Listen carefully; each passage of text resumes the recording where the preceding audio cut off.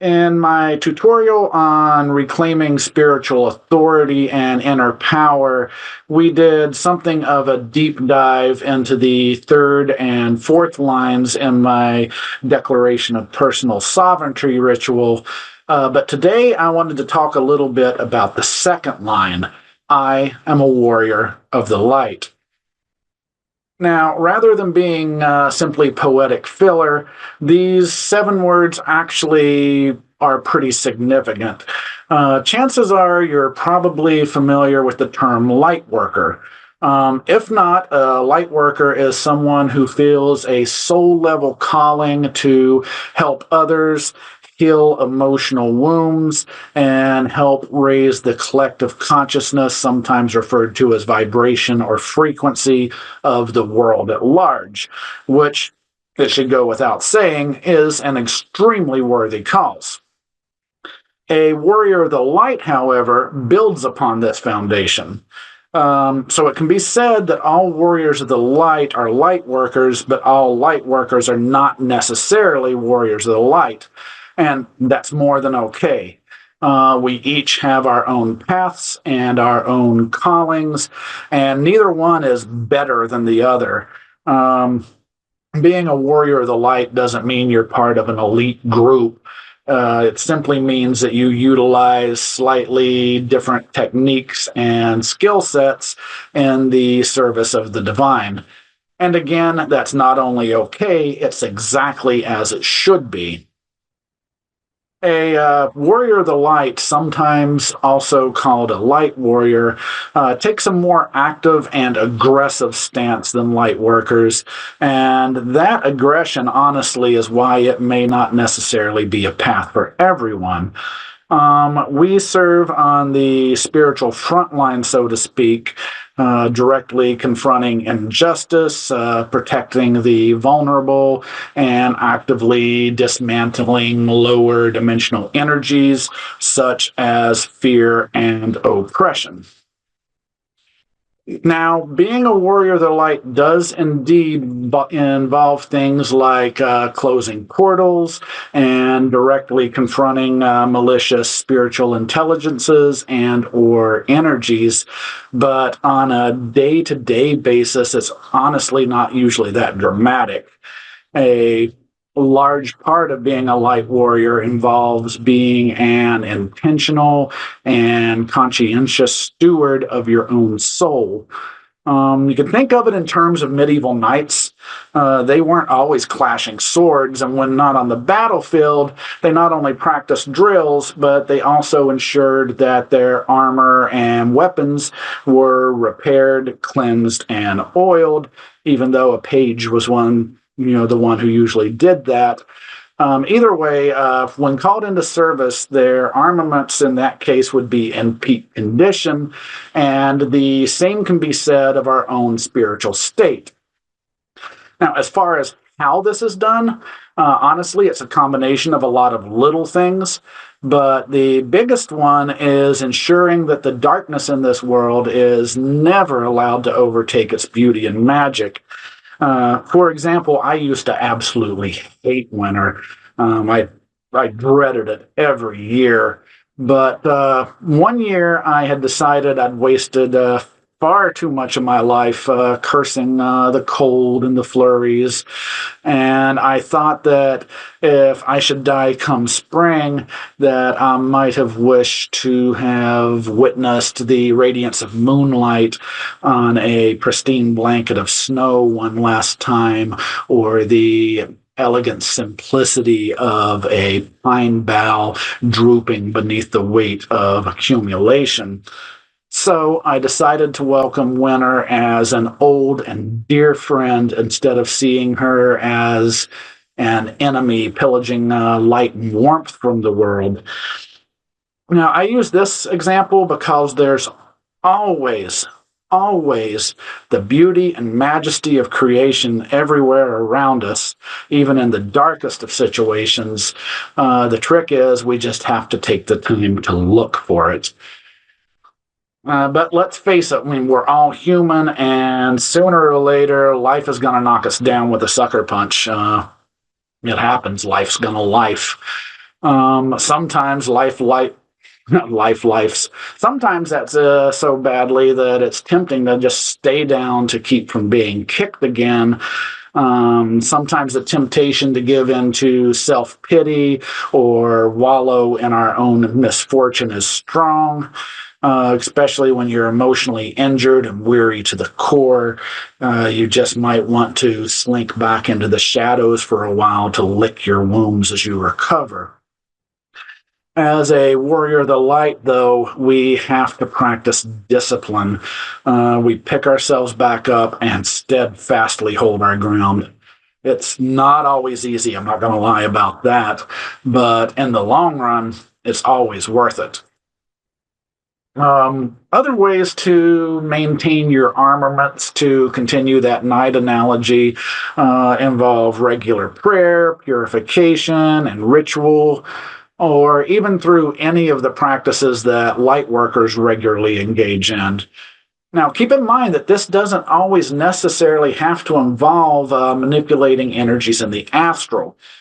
For example, there's a small ritual I try to perform on a daily basis. Some days I don't get the chance or I just overlook it. But I should also note that when I say ritual here, I'm not referring to burning incense, casting circles, or donning my robe as I trace sacred geometries with my dagger. I'm using ritual in the sense of an action that's regularly repeated in a specific manner, much in the way we speak of having morning rituals that involve getting ready for work or waking up or what have you. Anyhow, once a day, I make it a point to give someone a heartfelt compliment. Sometimes it's family, sometimes online friends, but most often it's complete strangers. It could be the bored fast food worker at a drive-through window, a cashier at a convenience store, or simply someone I pass on the street. It only takes a second or two and doesn't need to involve extended conversation or small talk, which is good because admittedly, neither of those really come natural to me. So it can be something as simple as, hey, that's a cool short shirt, or I really dig the color of your hair. Now, almost without fail, you'll see a change come over that person. A smile will spread across their face and their eyes might twinkle a little. And in that moment, they seem a little lighter. Now, we never truly know what others are going through, so giving that heartfelt compliment only takes a second of your own time, but it could potentially be the lone ray of light in someone's otherwise dismal day. Now, that is just a personal example. You'd want to listen to your own consciousness and intuition. Excuse me. Listen for the whispered words of the divine in the back of your mind. You instinctively know how to be a good steward of your own soul, and a warrior of the light will always answer that call. Now, if all this resonates with you, I've created a ritual I call the Covenant of the Illuminated Warrior that you might be interested in.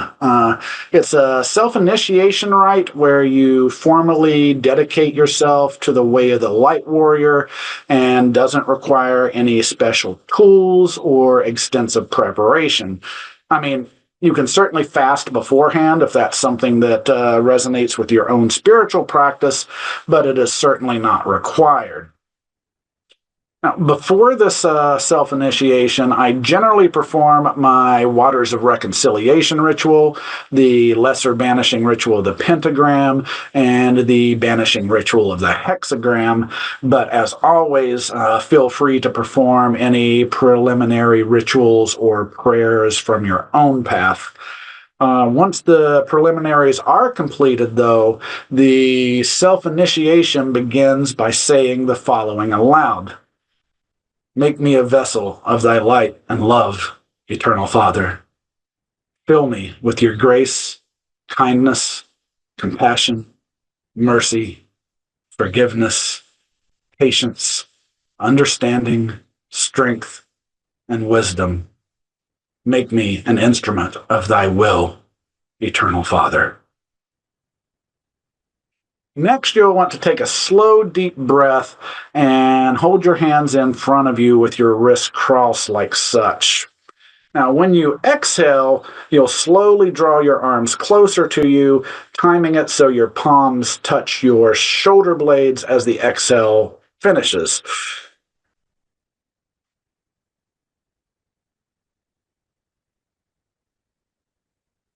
Now, those who practice ceremonial magic will probably recognize this as the sign of Osiris risen god form found within the banishing ritual of the hexagram, and appropriately enough, it should bring forth to mind images of Egyptian sarcophagi.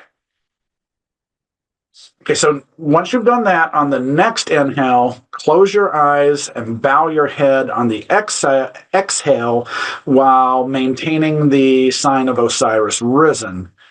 Inhale again, but this time hold that breath for a moment. With your breath held, you're going to focus your intention entirely on the darkness and the sensation of not breathing. The goal with this here is to very briefly emulate death.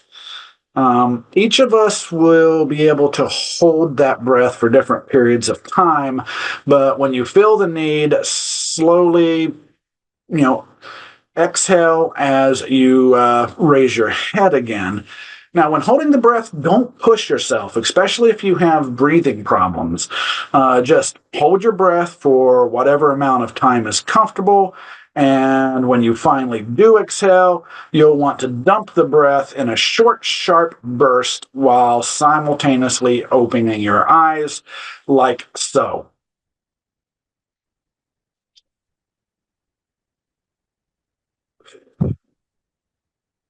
Now, this portion of the ritual symbolizes rebirth. Next, you'll want to return to your rhythmic breathing, but you'll want to ensure there's not only a slight pause between inhalations and exhalations, but that you're intentionally aware of that pause.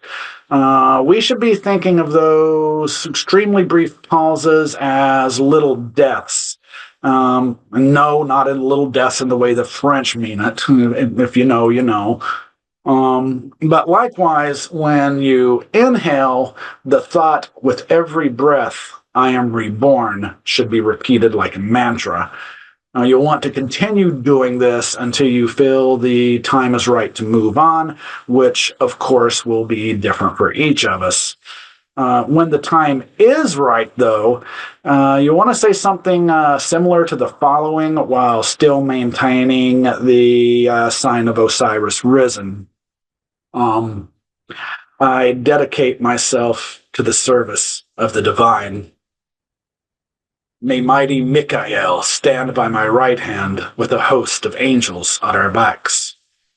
May I be armored in the light of eternal Elohim and take up his traits as my weapons. I stand tall as your warrior, my Adonai, and await only thy command. At this sorry, I got tongue-tied. At this point, I perform what I refer to as seraphim praise. Now, if you've watched my tutorial on the waters of reconciliation, this is gonna sound familiar. For those who haven't, though, the seraphim praise is performed like this. And as you go through these steps, you are seeing like yourself growing closer and closer to a brilliant light. But it'll be like this. Holy, holy, holy, holy, holy, holy, holy is thy name. When you get to the holy is thy name, you should see your hands within that brilliant light above you. And when you bring your hands down, see and feel yourself pulling divine light down with them. And then as you bow your head, visualize the light not only surrounding you, but also filling you internally as well. Now, I typically hold that visualization for a span of like 3 slow breaths before transitioning my hands into a triangle mudra in front of my heart like this. Again, that's the way I do it. You can hold that for as long as you want before transitioning to the triangle. Now, holding this pose, I then speak aloud my statement of personal authority. If you don't know what I mean by that, I have another tutorial entitled The Declaration of Personal Sovereignty, which goes into the more detail, but for the sake of this video, I'll simply recite it when I do an example of this part of the ritual here in a moment. Now, on the next inhalation, I raise my head and simultaneously bring my hands up until the triangle formed by my fingers is at forehead level. When exhaling, I then push the triangle forward until my arms are completely outstretched and separate my hands while envisioning that triangle of blue energy shooting off into the astral, releasing and sending my intention out into the universe. So, put all together, here's what everything following the dedication prayer looks like. Holy, holy, holy, holy, holy, holy, holy be thy name.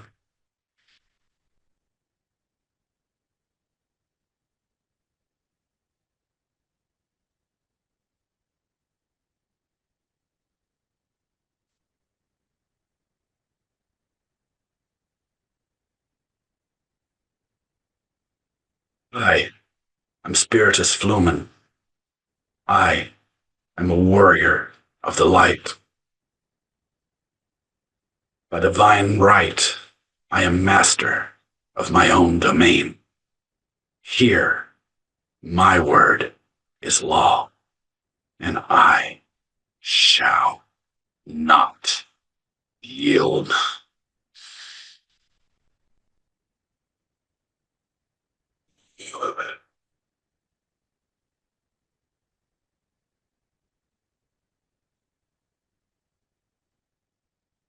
After that, you can close this one out with whatever closing rituals you normally incorporate into your practice.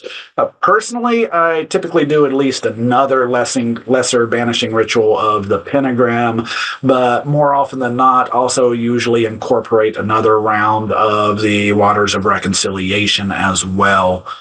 Regardless of how you close it out, if you've performed this ritual, congratulations. You've now joined the ranks of the Warriors of the Light.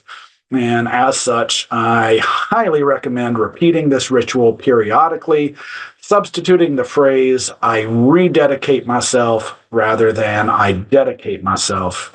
And with that, welcome to the fold, fellow champions. Now, if you found this video helpful or inspiring, I'd really appreciate it if you'd give it a thumbs up and subscribe to the channel, as this lets YouTube know they should suggest it to others, which helps other people discover this work and allows me to continue creating videos on ceremonial magic, spiritual practice, and Western esoteric traditions.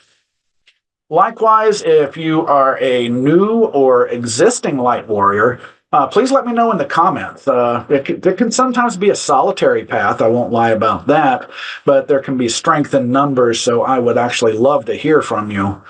Until next time, may your path be guided by wisdom, your practice be meaningful, and your journey lead you ever closer to the divine. And, as always, walk in peace and light, fellow warriors.